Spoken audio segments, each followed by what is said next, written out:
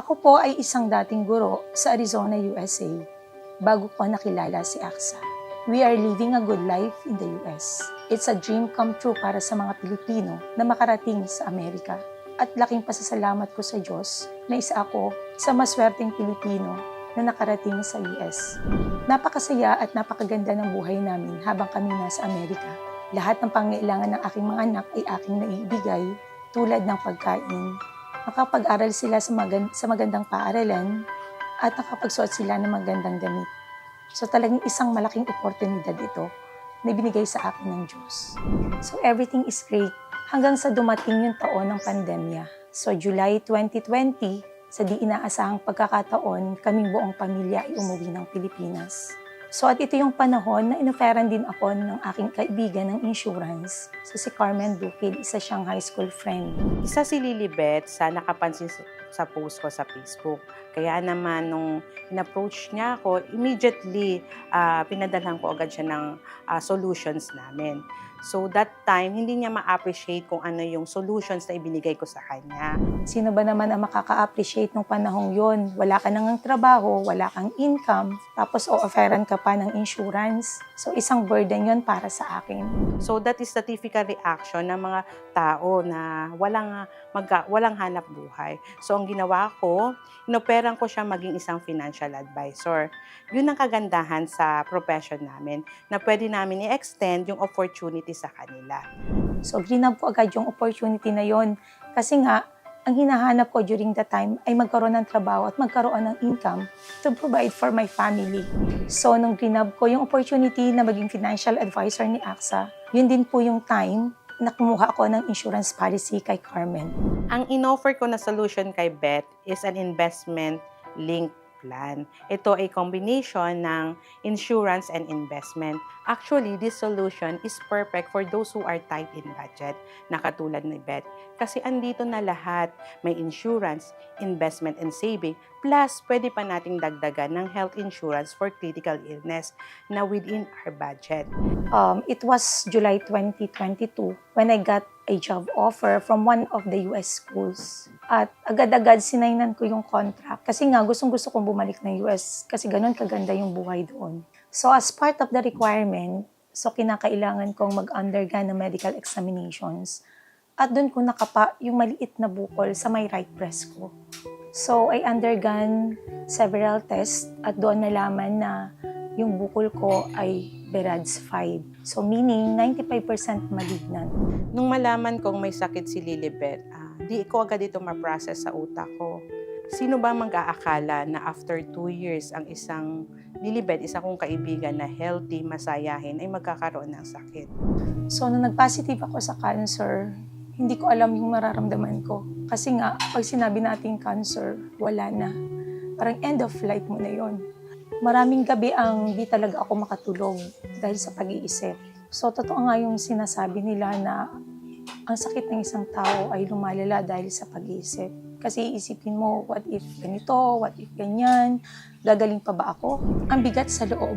Hindi ko alam kung gagaling pa ba ako. Saan ako kukuha ng pampagamot para sa sarili ko. Kasi ako yung inaasahan nila sa pamilya.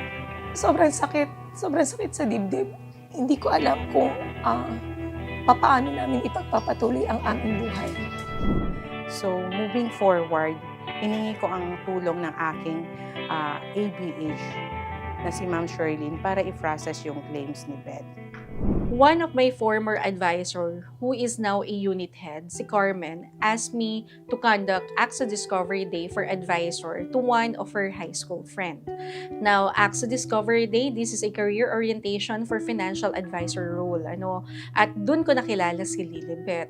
After I discussed with Beth all the benefits, all the work ng isang financial advisor, paano kami nakakatulong sa mga tao, that's when she decides to pursue this career and also to avail a plan dito kay Carmen. And the rest is history. So after ma-confirm yung sakit ko, through the help of Carmen, my advisor, my unit head, Ma'am Sherlyn Ilagan, so pinasas namin yung claim. So I have a health max amounting to 1.2 million and then a life basic plan amounting to 500,000 critical illness rider. So, hindi ko inakala na ganun kabilis yung pag-process ng claim ko. Kasi marami akong naririnig na kwento na mahirap daw yung mga documents na kailangan i-submit. So, ako mismo can testify na hindi totoo yun. Biruin mo yung 1.2 million na Health Max plan ko, binayaran ko lang sa loob ng 8 months. At ang isang plan ko pa is the Life Basics, binayaran ko lang ito ng 2 taon for almost 7,240. So all in all, wala pang 40,000 yung naihulog ko sa insurance. Pero ang na-claim ko is 1.7 million. So dito ko nasabi sa sarili ko na talagang inihanda ako ng Diyos sa laban kong ito. Kasi hindi ko naiisipin kung saan ako kukuha ng aking pampagamot. Hindi ko naiisipin kung makakapag-aral pa ba ang aking mga anak. Kaya nga, nakafocus na lang ako sa aking pagpapagaling. So lahat ng alalahanin ko ay biglang naglaho. So after makumpleto ko lahat ng requirements and documents na kinakailangan, mabilis na na-process yung claim ko. At nung naka-claim na si Beth, siya mismo ang pumunta sa aming bahay upang magpasalamat sa pangungulit ko.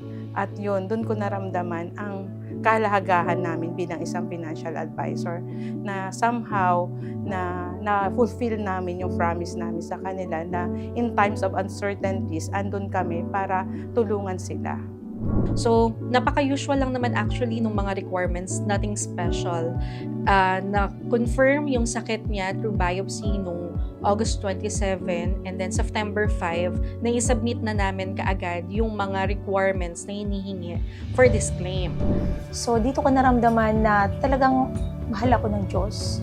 Hindi ko niisip kung saan ako kukuha ng pampagamot. So sa isang iglap lang, Diyos ang aking kaagapay. So dito ako nagkaroon ng pag-asa.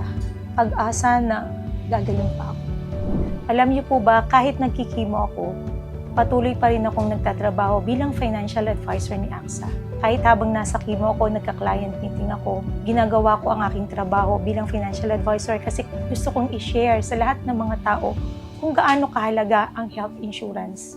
Dahil ayoko ma-experience nila ang na-experience ng ibang tao na walang health insurance. Alam niyo po ba, merong dalawang universal desire ang isang taong may sakit. Number 1, ang gumaling, to recover. And number 2, ang hindi maging pabigat sa kanyang pamilya. Nakakalungkot po na karamihan sa atin dito sa Pilipinas, namamatayan na lang tayo na hindi man lang nakakapagpagamot ang isang taong may sakit. Kaya itong story ni Beth, ito yung story na gugustuhin ko laging i-share at gugustuhin ko laging alalahanin.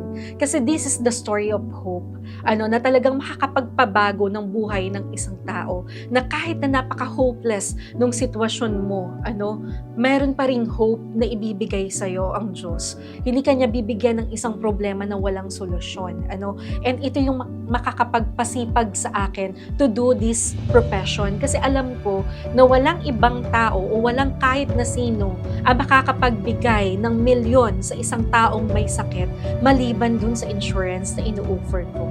Unang-una, nagpapasalamat ako sa Diyos dahil alam kong inihanda niya ako sa laban na ito.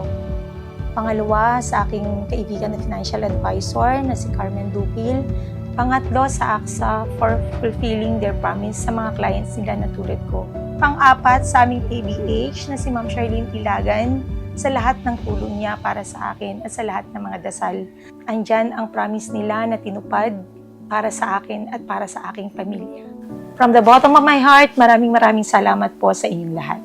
Ako si Lilibet at ito ang kwentong AXA ko.